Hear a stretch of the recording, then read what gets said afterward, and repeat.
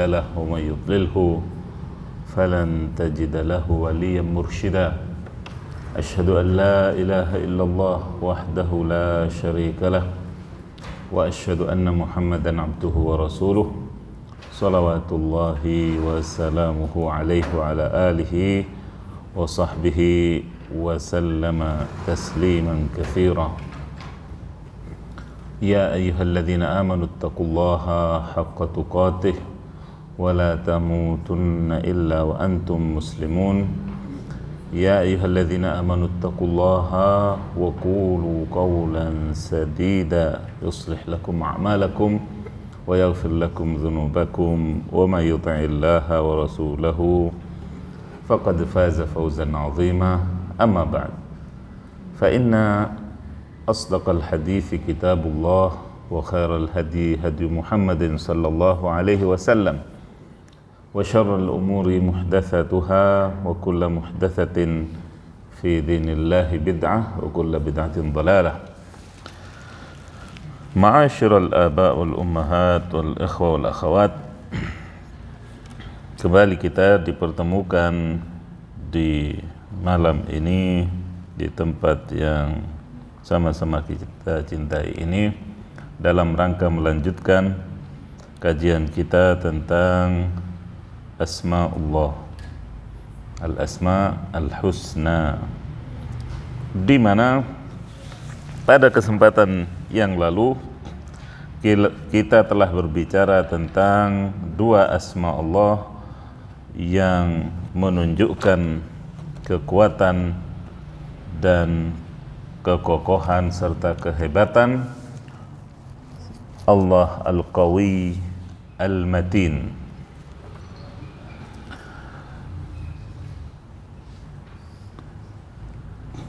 Tepatnya kita telah sampai pada poin terakhir dari pembahasan asma ini, dua asma ini, yaitu manfaat mengimani asma Allah Al-Qawiyyu Al-Matin. Yang pertama, menyadari kelemahan diri kita sebagai makhluk di hadapan kekuatan Allah Al-Qawi, kekuatan Allah yang tidak pernah berakhir atau diselingi dengan futur, kelemahan. Kita kuat, manusia misalnya kuat dalam hal tertentu, tapi kekuatannya juga terbatas dan juga ada akhirnya. Habis angkat besi 100 kilo misalnya, kuat satu kali diangkat, apa kemudian bisa diangkat lagi? Tidak, habis sudah tenaganya. Ya kan? Begitulah kekuatan manusia.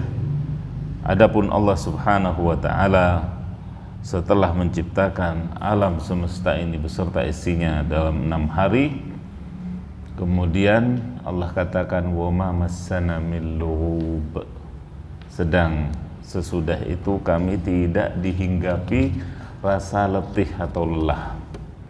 Kita bekerja 8 jam plus ngantuk-ngantuk di atas meja, ya kan? Itulah kekuatan kita.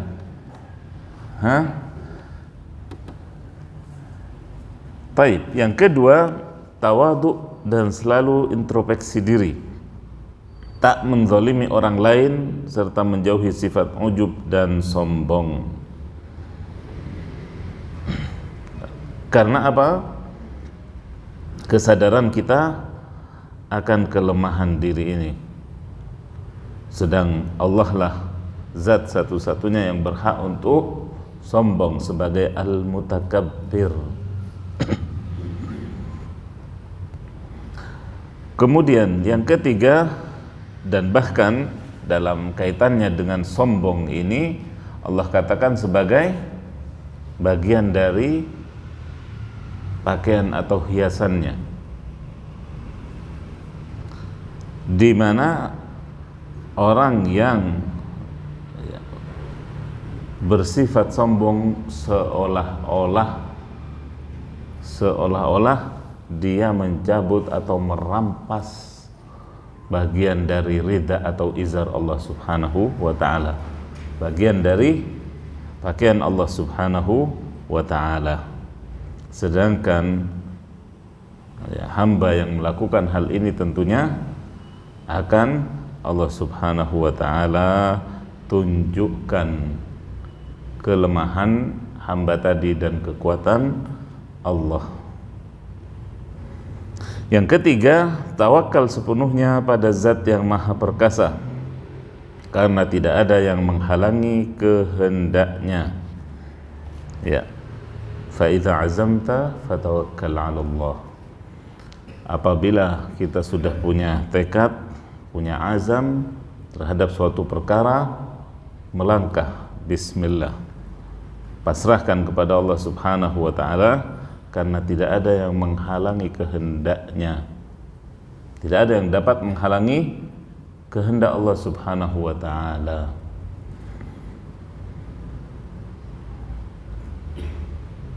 Yang keempat, yakin terhadap pertolongan dan perlindungannya kepada orang-orang beriman bila syarat dan sebab kemenangan dan kemuliaan dipenuhi. Nah, hal ini juga, poin ini juga mengingatkan kita akan apa yang terjadi kepada saudara-saudara kita di Palestina hari-hari ini atau beberapa waktu ini, di mana kita tentunya sertakan mereka dalam doa-doa kita di dalam salat maupun di luar salat, karena itu bagian dari hal yang bisa kita lakukan, ya. Juga menyertakan asma Allah ini Al-Qawiyyu Al-Matin, ya. Kita sebut, kita panggil Allah sebagai Al-Qawiyyu Al-Matin dalam, ya, doa-doa kita untuk saudara-saudara kita di Palestina ataupun di belahan bumi lainnya yang mengalami kezaliman. Yang kelima, percaya diri, merasa mulia dan tak takut kepada makhluk siapapun dia, karena sekuat-kuat makhluk juga lemah di hadapan Allah Subhanahu wa ta'ala. Kuat dalam satu sisi, lemah dalam sisi lainnya. Kuat mentalnya, lemah ekonominya. Atau sebaliknya, kuat ekonominya, mentalnya kerupuk. Begitulah manusia atau makhluk. Maka dari itu kita tak perlu, ya, merasa takut, akan tetapi kepada makhluk seperti kita, justru kita selayaknya sebagai mukmin itu merasa mulia. Walaqad karramna bani Adam, kata Allah, dan sungguh telah kami muliakan anak Adam. Dan percaya diri tentunya pada tempatnya dan juga sesuai takarannya. Kemudian yang keenam, berlepas diri dari kekuatan selain dari Allah, sebab kita tak akan mampu menjalankan taat, menjauhi maksiat, sabar menerima musibah tanpa kekuatan dari Allah Jalla Jalaluh. Jika kita dibiarkan bertumpu pada kekuatannya, tentu ia akan merugi dan binasa. Yaitu jika manusia dibiarkan bertumpu pada kekuatan dirinya, maka manusia itu akan merugi dan binasa. Jangankan untuk suatu beban yang berat, ya, di saat panggilan untuk sholat saja, hayya 'alas shalah, hayya 'alal falah, apa jawaban kita? La haula wala quwwata illa billah. Kita mau beranjak bangun, tak punya kekuatan kalau tidak dari Allah Subhanahu wa ta'ala. Kita, ya, akan dihinggapi oleh malas, oleh penundaan dan lain-lain. Ya. Maka untuk berpindah atau memenuhi panggilan itu saja la haula wala quwwah jawaban kita. Apalagi pas subuh. Enak-enak aja tidur. Apalagi pas siang-siang asik-asiknya bekerja, ya kan, berdagang, mengajar, ngitung fulus. Ini magnet gravitasinya fulus juga kuat ya. Maka kita tidak bisa berlepas diri dari hal-hal keduniaan tadi kecuali dengan pemberian kekuatan dari Allah Subhanahu wa ta'ala. Jadi dalam menjalankan ketaatan kita butuh kekuatan, dalam menjauhi maksiat juga butuh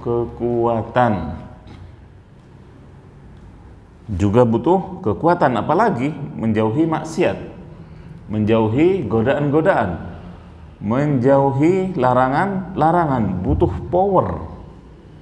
Sedangkan power tersebut harus kita minta dari Allah Subhanahu wa ta'ala. Di mana jamaah sekalian, banyak dari manusia atau dari muslim dan mukmin itu mengetahui misalnya sesuatu itu mungkar, sesuatu itu maksiat, namun tidak punya kekuatan untuk menghindarinya, tidak punya kekuatan untuk menolaknya, ya kan? Apapun itu, termasuk uang misalnya, termasuk uang. Makanya sampai ada istilah matanya jadi hijau apa biru. Ya, karena itu butuh kekuatan untuk menolak kalau dari jalan yang tidak benar. Dan diantara doa yang selayaknya kita panjatkan selalu juga Allahumma arinal haqqa haqqa warzuqna ittiba'ah. Ya Allah, perlihatkan yang hak itu hak. Apakah berhenti di sini cukup tahu? Tidak, mohonkan juga selanjutnya, dan kasih kami kekuatan untuk mengikutinya. Wa arinal batila batila warzuqna tinabah, dan tunjukkan yang mungkar itu mungkar, yang buruk itu buruk, ya, dan juga beri kekuatan kami untuk menjauhinya. Butuh power untuk taat, untuk lari dari maksiat atau menjauhi maksiat. Berapa banyak orang yang tahu tentang yang hak tapi tak berdaya untuk menjalankannya, Berapa banyak orang tahu ini haram, iya saya tahu haram, tapi dia tidak punya power untuk menjauhinya. Hatinya lemah di hadapan yang satu ini. Kekuatannya rapuh di hadapan yang satu ini, entah itu harta, tahta ataupun wanita, semuanya. Ya.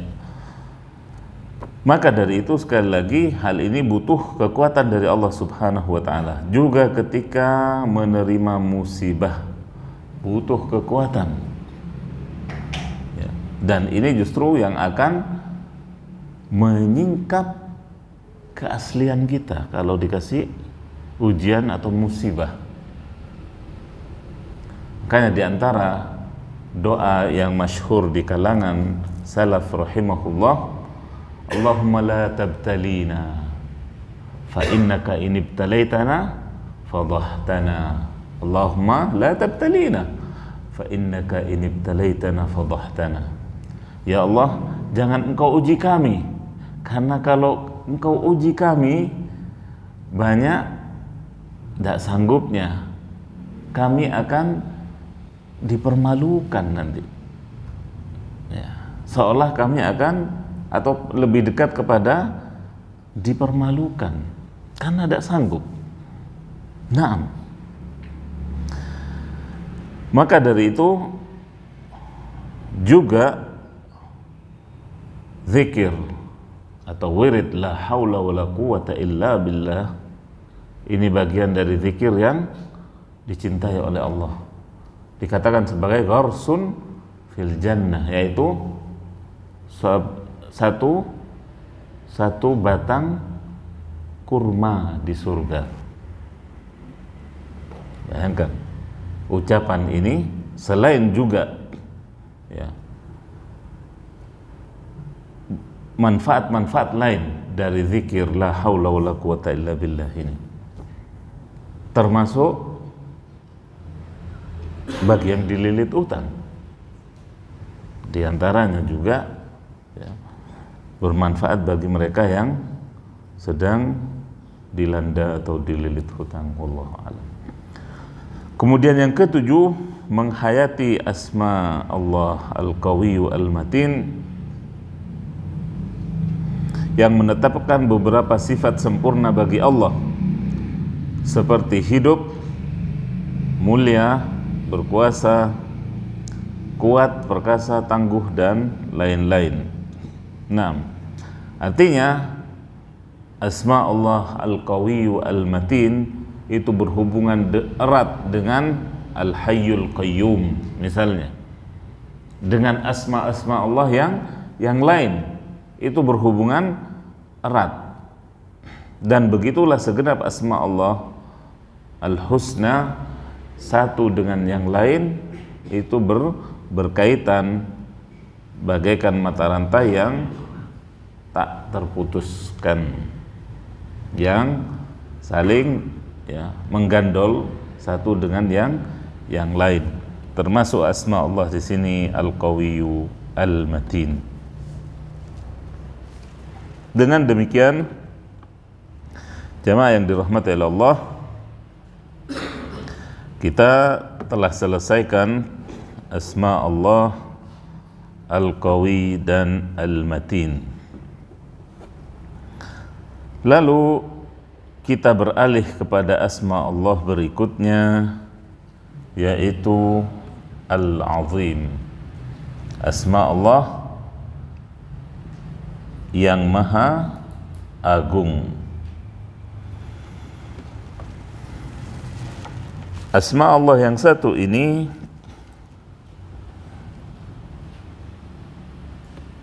disebutkan dalam Al-Quran sebanyak 9 kali.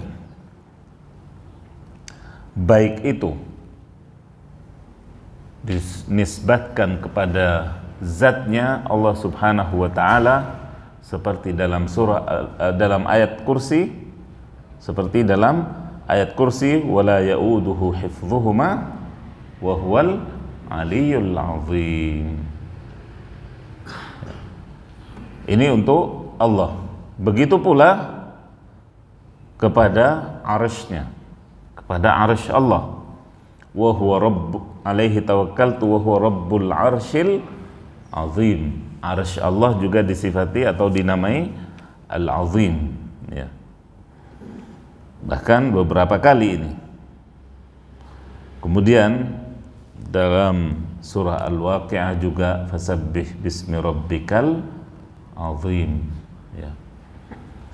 Jadi subhanallah, Al-Azim ini secara bahasa yaitu Dzul Azamah, zat yang memiliki kebesaran, keagungan. Jadi maknanya adalah al-kibir, kebesaran, wal ittisa', juga keluasan, wa uluwis sya'n, dan ketinggian perkaranya atau urusannya, wal irtifa'. Sekaligus Al-Azim di sini berarti lawan dari kata as-sighar atau kecil, dan juga at-ta'zim yang merupakan bagian dari pecahannya bermakna at-tabjil wal 'azamat wal kibriya, bermakna pengagungan dan membesarkan juga kesombongan.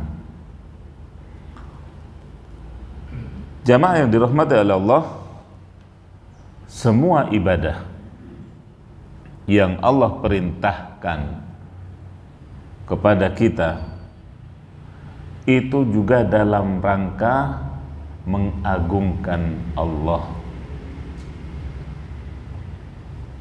Salat dalam rangka apa? Juga mengagungkan Allah. Ketika sujud, fa'azzimu rabbakum, Nabi, maka agungkan Allah di saat ruku itu. Kemudian ketika sujud, perbanyaklah berdoa. Ketika puasa, itu juga dalam rangka apa? Mengagungkan Allah di hati kita. Kalaulah tidak agung di hati kita Allah subhanahu wa ta'ala, di hati mukmin, tentu dia akan meremehkan yang namanya ibadah agung puasa. Untuk apa dia menahan makan minum, berhubungan dengan pasangan yang halal? Untuk apa? Dalam rangka mengagungkan perintah Allah. Ketika berhaji,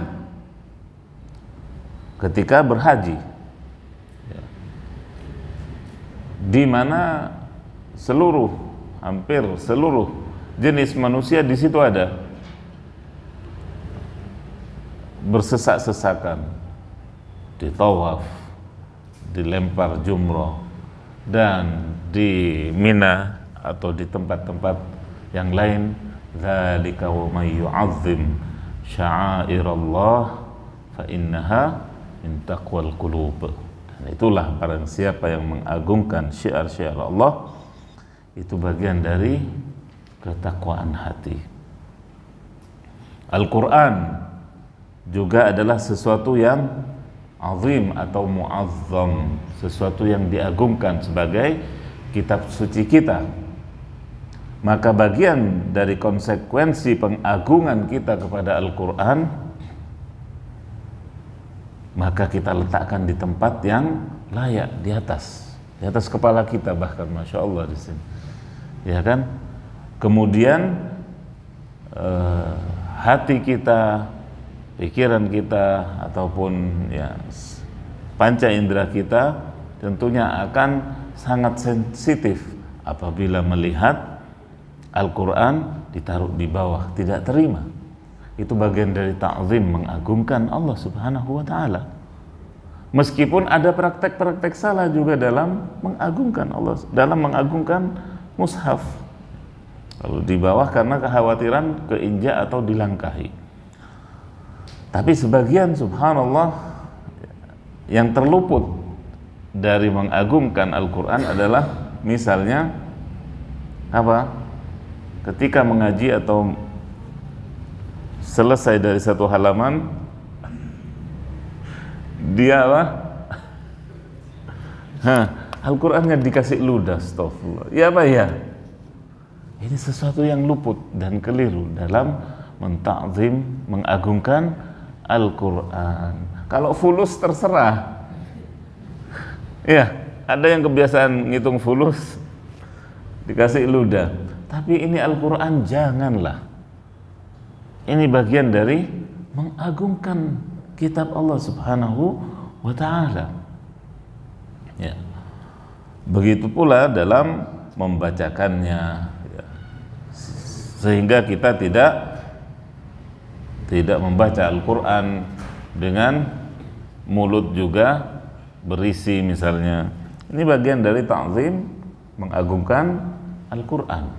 Ya. Begitu pula ketika kita membungkus Al-Quran, ya kan, dengan ghilaf atau dengan mantel, dikasih mantel, ya. Kasih kertas hiasan, bagian dari ta'zim. Termasuk mungkin ya ta'zim Al-Quran yang perlu ditanamkan oleh kita sebagai orang tua kepada anak-anak kita, baik anak-anak langsung ataupun anak-anak sambung, yaitu anak-anak didik kita, ya. Maka juga ya, ketika misalnya ada yang sobek ataupun ya, ketika membukanya dengan kasar, ini juga perlu kita tanbih, perlu kita ingatkan bahwasanya mereka itu sedang berinteraksi dengan mushaf, dengan kalamullah, ya, yang dicetak dalam mushaf, ya, firman Allah yang harus dengan pengagungan.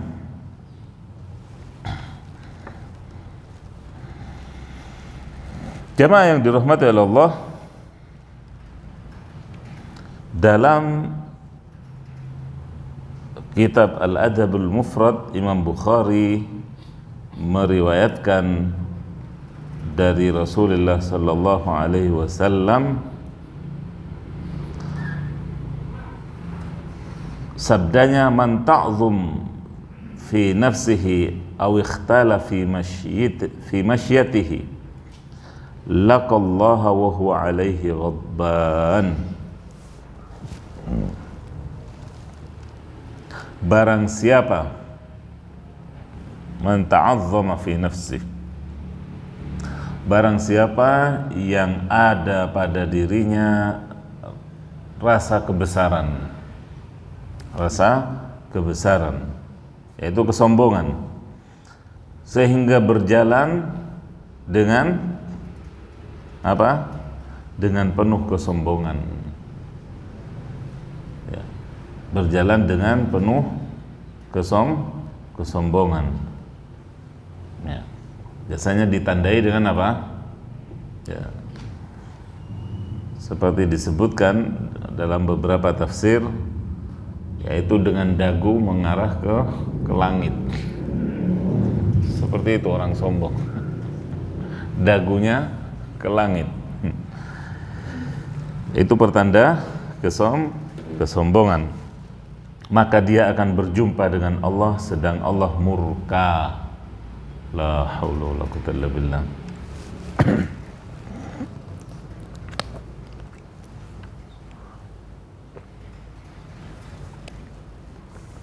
Sedang Allah murka kepadanya karena dia telah menyaingi Allah dalam salah satu sifat yang hanya milik Allah.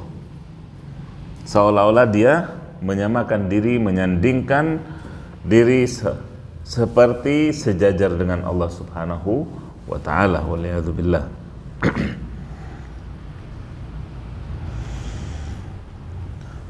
Adapun maknanya dalam hak Allah tentang Al-Azim ini sebagaimana disebutkan oleh beberapa ulama yang akan saya bacakan.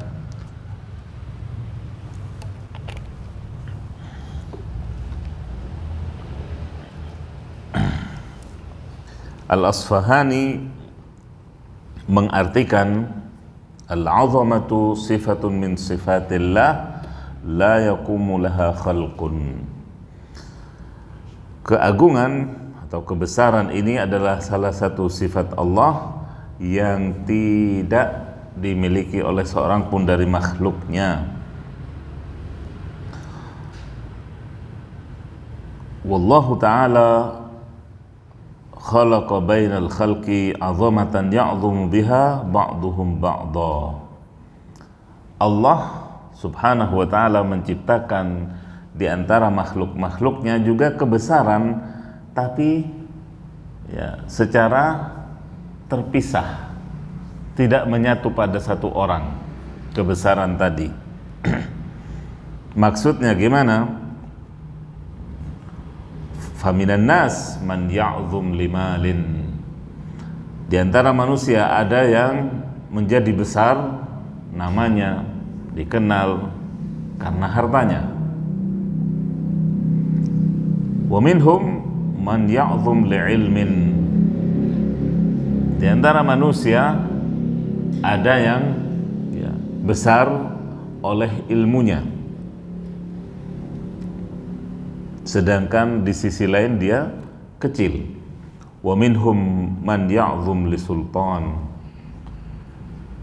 Di antara manusia juga ada yang besar dengan kekuasaannya, bukan dengan nama sultannya. Ya, wa minhum man ya'zum li jah. Dan di antara manusia juga ada yang besar dengan pangkatnya atau jabatannya. Wa kullu wahidin minal khalqi innama ya'zum bima'na duna ma'na. Dan setiap personal dari makhluk Allah itu boleh jadi dia besar di satu sisi, sedang di banyak sisi dia kecil. Ya, hanya pada satu dari banyak sisi.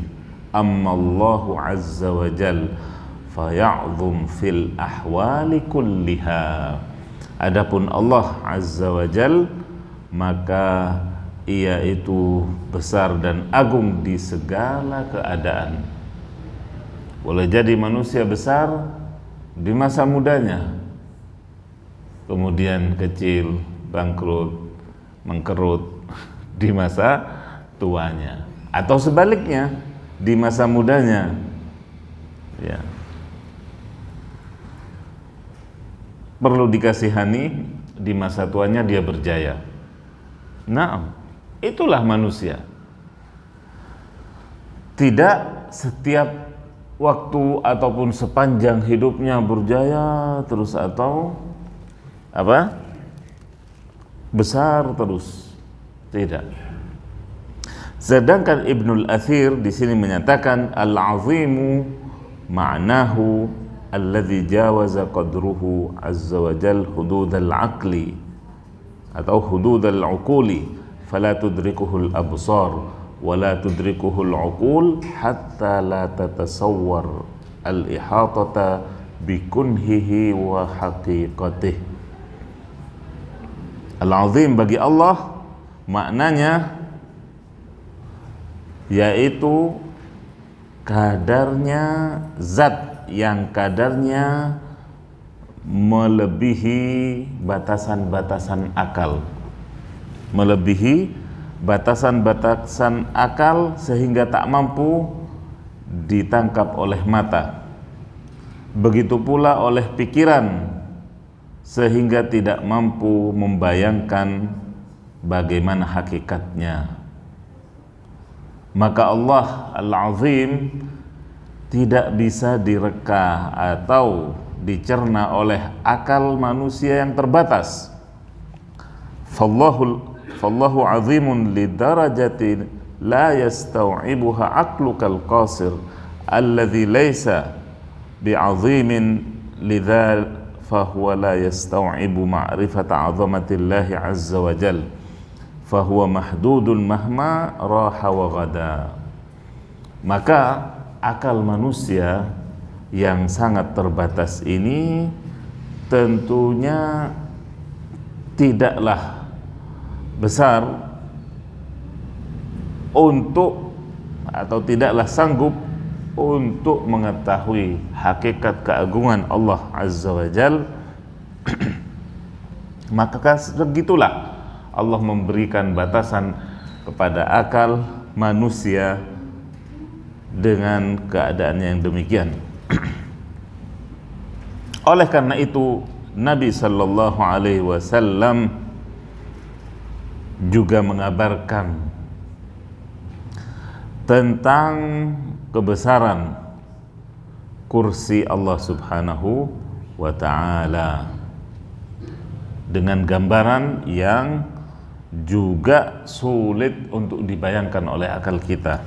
Dalam riwayat Abu Dzar, dalam hadis yang disebutkan oleh Ibnu Hibban dalam sahihnya, mas samawatus sab' fil kursi illa kahalaqatin bi ardi falah. Tidaklah 7 lapis langit itu bila dibandingkan dengan kursi Allah kecuali seperti cincin yang dibuang di tengah padang pasir. Ada yang kelihatan? Kalau cincin hatta ada batu akiknya. Terus ditaruh di tengah padang pasir. Ada yang kelihatan? Kelihatan. Ya, akan tersembunyi. Begitulah ya, 7 lapis langit bila dibandingkan dengan kursi Allah. Wa fadlul arsy 'alal kursi ka fadli tilkal falati 'ala tilkal halaqah. Sedangkan arsy Allah bila dibandingkan dengan kursi sama. Kursi tadi seperti menjadi cincin di hadapan arsy Allah yang seolah seperti apa? Padang pasir tadi. Jadi tidak ada artinya juga.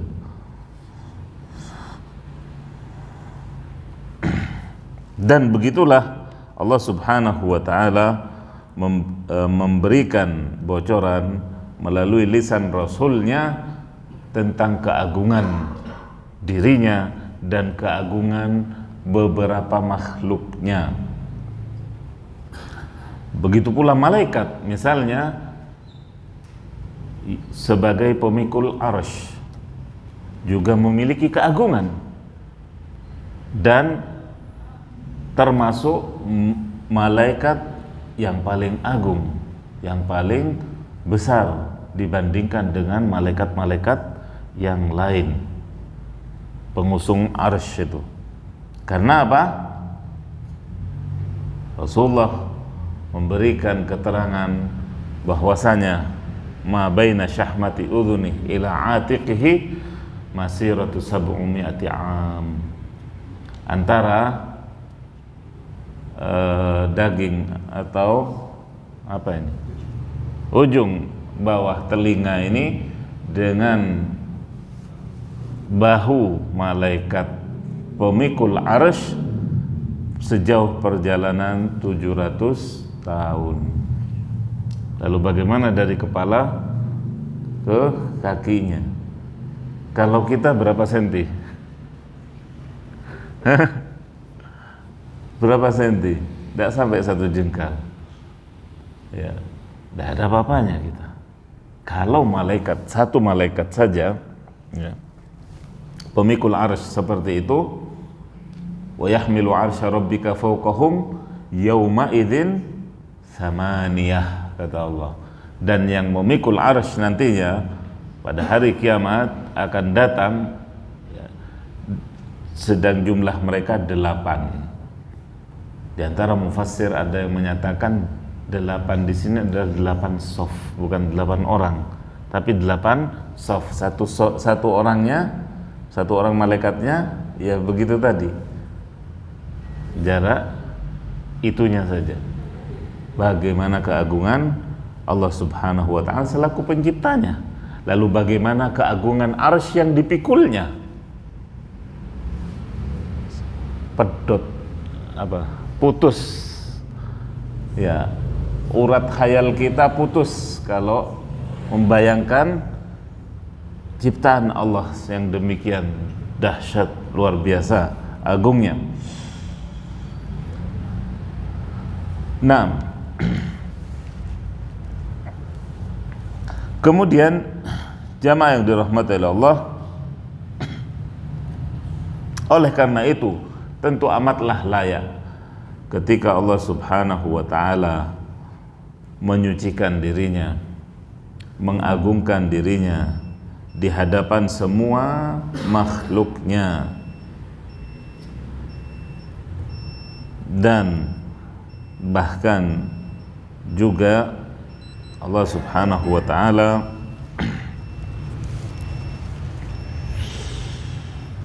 mengajarkan doa-doa melalui lisan Rasulnya sallallahu alaihi wasallam agar kita menyertakan asma Allah yang satu ini, yaitu Al-Azim. Dan barangkali pada kesempatan mendatang kita akan bacakan, kita akan ketahui beberapa doa yang warid dari Nabi alaihi salatu wassalam berkenaan dengan asma Allah Al-Azim. Demikian barangkali apa yang bisa saya sampaikan. pada kesempatan kali ini.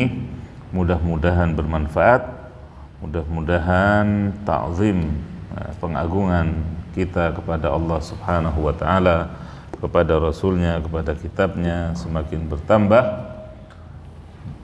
yang berarti atau sekaligus iman kita juga bertambah. Amin ya rabbal alamin. Saya akhiri dengan doa kafaratul majlis. Subhanakallahumma wa bihamdik, asyhadu an la ilaha illa anta, astaghfiruka wa atubu ilaik.